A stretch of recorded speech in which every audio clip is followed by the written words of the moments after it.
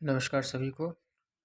ये जो आप पेपर देख रहे हैं, ये value additional course BA program first semester का है ये, जिसमें जो name of the paper ethics and value in ancient Indian tradition, ये पेपर का नाम है। उसका यूनिकोड ये होता है। ठीक, ये जो पेपर है ये 2024 से 25 के बीच का है। फर्स्ट सेमेस्टर का पेपर है ये। और जो इसका मतलब सीरियल नंबर 4201 है। ठीक, और इसके ये मैक्सिमम मार्क्स मतलब 30 का ही बनता है ऑलवेज, हमेशा। मतलब जितने भी सेमेस्टर बदलते हैं या फिर जितने भी हर साल न्यू बच्चों का कॉलेज में एडमिशन होता है, तो उस हिसाब से 30 नंबर का ही ये पेपर बनता है। ठीक, और इसमें से जो इंस्ट्रक्शंस दी जाती है, जिसमें से अपना रोल नंबर और ये सारी चीज़ें जो है आपको मतलब पहले से ही मेंशन करी होती है, हमें इसको आंसर शीट में मेंशन करना पड़ता है। और इसमें कंटेन ओनली 4 क्वेश्चंस होते हैं सब में से। ठीक है, और और जो इसमें पहला क्वेश्चन होता है वो बिल्कुल अनिवार्य होता है।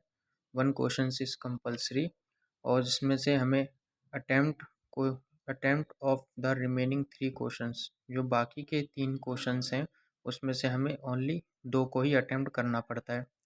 इसमें से एक क्वेश्चन इक्वली 10 नंबर का होता है, जैसे 5-5 10 का हो गया, और बाकी के जो है हमें 2 अटेम्प्ट करने पड़ते हैं 3 में से। ऑल क्वेश्चंस जो है वो सारे इक्वली होते हैं। ठीक है, और इसका माध्यम जो है वो हिंदी में और या फिर इंग्लिश में। कई बार बच्चे ये कन्फ्यूज़न होते हैं कि इंग्लिश में करना है हिंदी में, तो हिंदी में ही अगर आपको जिस भी लैंग्वेज में सूटेबल लगे तो आप उसी लैंग्वेज में कीजिएगा, लेकिन सभी प्रश्न के माध्यम सेम होने चाहिए, चाहे वो हिंदी हो या फिर इंग्लिश हो। समझे? तो इसमें जो पहला क्वेश्चन है कि right short note on any two, जिसमें से 5 नंबर का एक क्वेश्चन होगा। तो जैसे पहले है right the meaning of RTA in Vedic tradition. वैदिक परंपरा में रित का क्या अर्थ होता है? ये प्रश्न पिछली साल भी पूछा गया था, यानी कि 2023 से 24 के बीच में। ठीक है, तो इसमें जो रित का मतलब है हमें ये बताना पड़ेगा इसमें। अब जो दूसरा क्वेश्चन है, what does Aryavarta refer to in ancient text.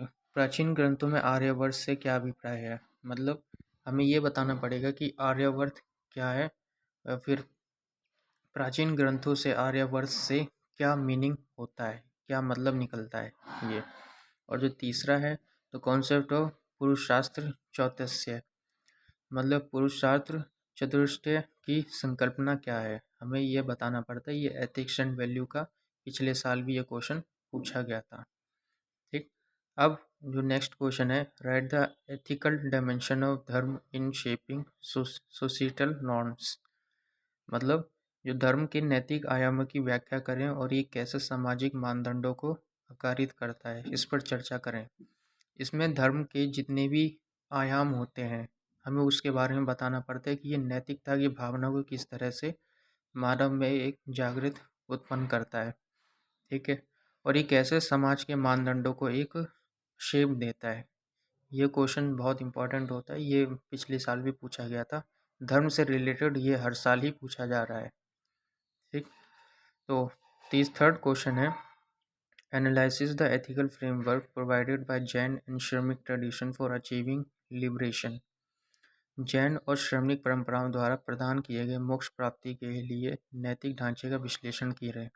मतलब जो जैन और श्रमणिक परंपरा है उसके द्वारा जो इन्होंने मोक्ष प्राप्ति के लिए जो जो ज्ञान दिया है हमारे इंडिया में, उसके बारे में जो नैतिक ढांचा है, मॉरल एथिकल, उसके बारे में विश्लेषण करना है।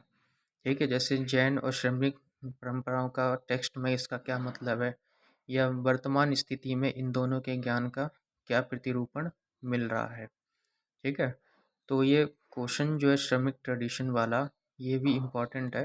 ये पिछली से और पिछली साल में पूछा गया था। ठीक, अब how does the Purana addresses the assimilation of diverse cultural tradition. Purana विविध संस्कृति परंपराओं के समाकलन को किस प्रकार संबोधित करते हैं, इस पर विचार करें। मतलब जो पुराण विविध हैं तो संस्कृति परंपराओं के समाकलन को किस तरह से संबोधित करते हैं, इस पर हमें ये बताना है कि पुराण क्यों महत्व है। ठीक है, तो इस तरीके से सिर्फ ये जो क्वेश्चन पेपर है वैक का, सिर्फ 3 ही क्वेश्चन अटेम्प्ट करने पड़ते हैं और मैक्स 30 नंबर का क्वेश्चन होता है। प्रश्न पत्र होता है, एक क्वेश्चन 10 नंबर का होता है। ठीक है, अगर वीडियो पसंद आई तो चैनल को सब्सक्राइब और लाइक दोनों कीजिए।